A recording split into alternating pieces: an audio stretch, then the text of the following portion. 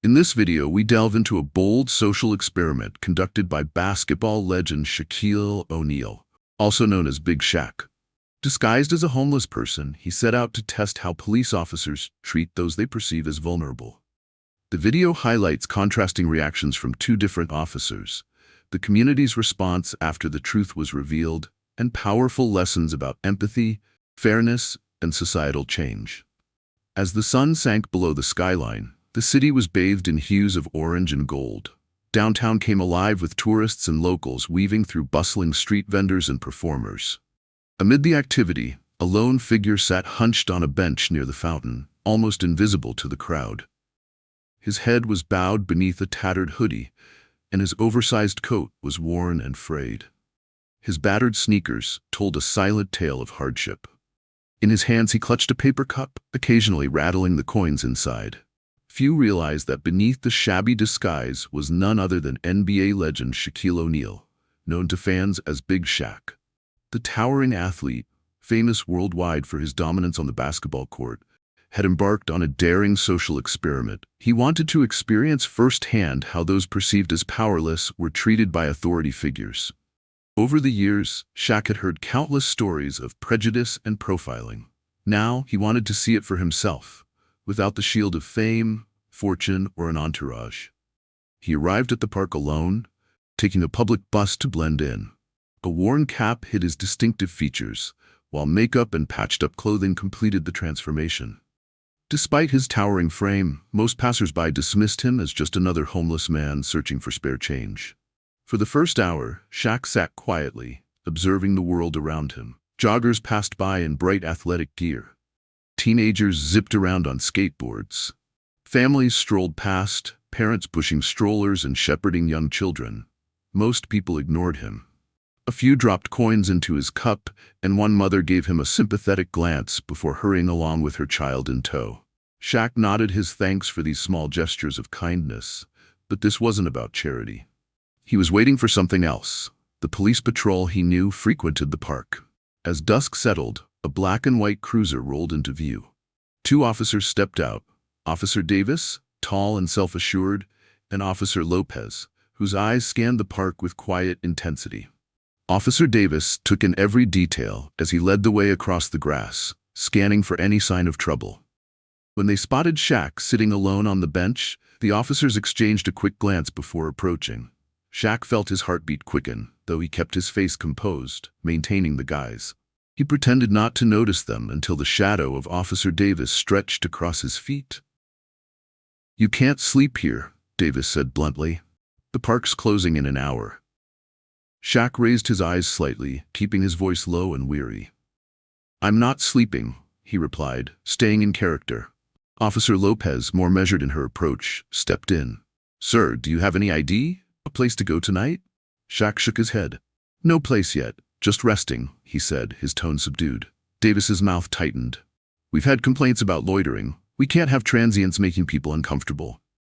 Lopez shot her partner a warning glance, but refrained from correcting him. Instead, she turned back to Shaq with a calmer tone.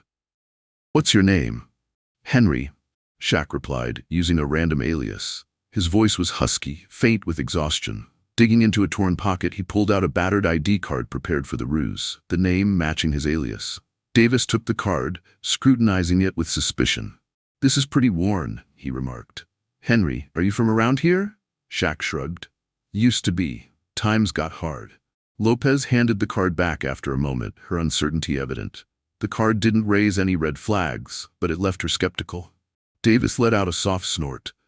"We've had issues with vagrants. People say they feel threatened. Maybe you should move along."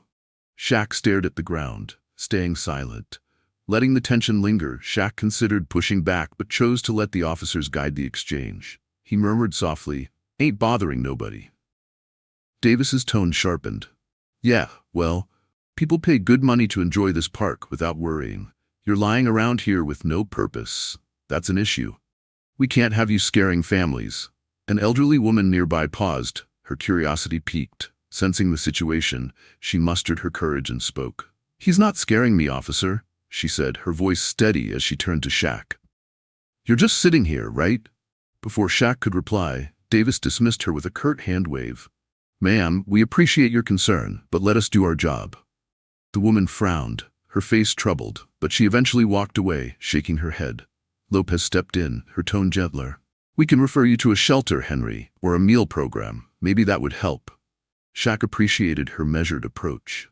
"Sure," he replied. "I'd be grateful for any info." Davis, however, wasn't ready to back down. "Let's run your name through the system," he said, moving to the cruiser's laptop. "Just a routine check," he added, though his tone brimmed with suspicion. Shaq waited silently as Davis typed away. Each passing minute seemed to increase Davis's impatience. When the system finally chimed, the results were clear. No active warrants, no criminal record. Shaq was clean. Davis clicked his tongue in annoyance, while Lopez gave a small nod of relief. She turned to Shaq. "No issues found. We can't force you to leave unless you're breaking the law. But we recommend you find a safer spot, maybe a shelter. The park closes soon." Shaq nodded, murmuring his thanks for the suggestion. But Davis wasn't ready to let it go. Stepping closer, he lowered his voice. "Look," he said firmly, "I'm not comfortable leaving you here. People have complained. Move on now." Shaq paused, his heart pounding. Should he comply or test how far Davis was willing to go? He decided to push the limits, shaking his head slightly. "I'm just resting a bit more," Shaq said calmly. Davis clenched his jaw. "Are you refusing an officer's instruction?" Lopez shot her partner a warning glare. "He's not breaking any laws," she murmured. "We have no grounds to." "We can't babysit him," Davis interrupted, his voice rising. "If he won't leave on his own, we might have to remove him." Shaq lifted his gaze, letting a hint of steel show in his eyes. "For what crime?" Davis's hand drifted toward his baton. "Disturbing the peace," he bluffed. "Loitering." Lopez, visibly uncomfortable, tried again. "Sir, please, for your own safety, it's best you find a shelter. Let's not create a scene." Shaq exhaled slowly.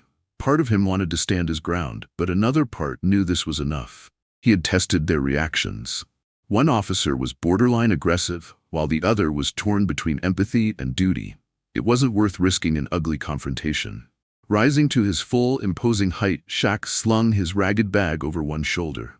Davis instinctively took a half step back, his eyes widening at Shaq's size.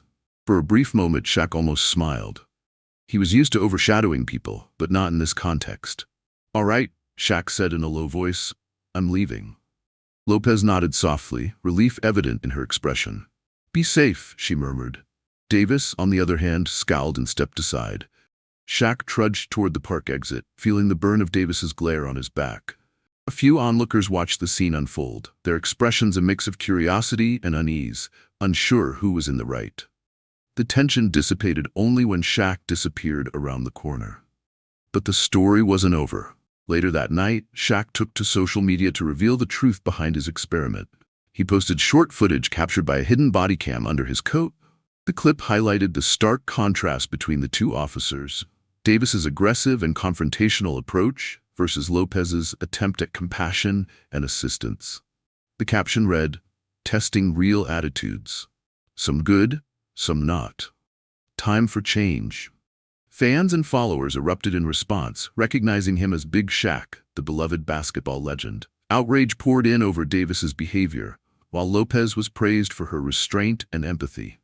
In the days that followed, local news picked up the story, sparking a heated debate about policing the homeless.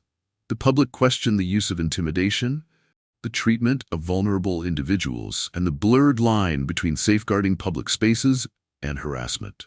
Shaq's experiment had done more than reveal the truth. It had ignited a conversation about justice, humanity, and the need for change. Shaq clarified in interviews that he didn't want Officer Davis fired. He wanted better training and a greater focus on empathy. "People fear what they don't understand," Shaq explained, "but fear can't justify bullying those who seem powerless." As the dust settled from the incident, Shaq quietly arranged a generous donation to the city's homeless outreach programs. He also sent an anonymous letter to Officer Lopez's precinct, praising her professionalism and compassion during the encounter. Meanwhile, Davis faced scrutiny from his superiors.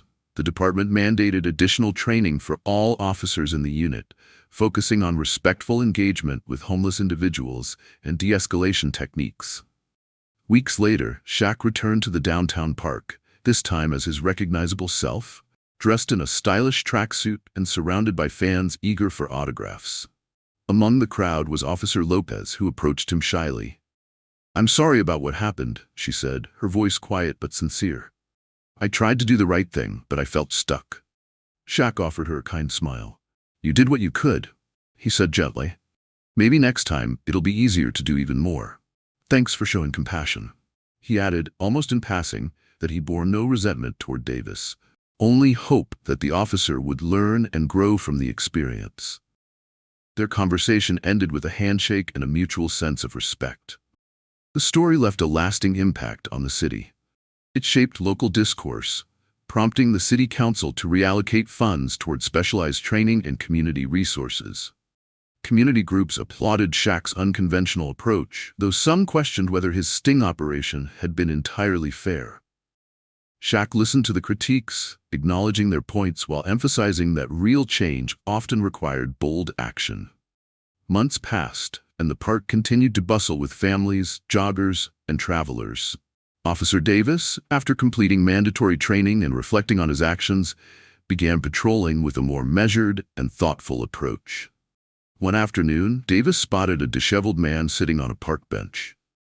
Remembering the fiasco with Shaq, he paused, took a deep breath, and approached the man, not with demands, but with an offer of resources and assistance. Though he never admitted it publicly, Davis felt a twinge of gratitude toward Big Shaq. The experience had forced him to confront his own biases, and in doing so, had sparked a journey of personal growth. Sometimes, a harsh lesson was the first step toward change.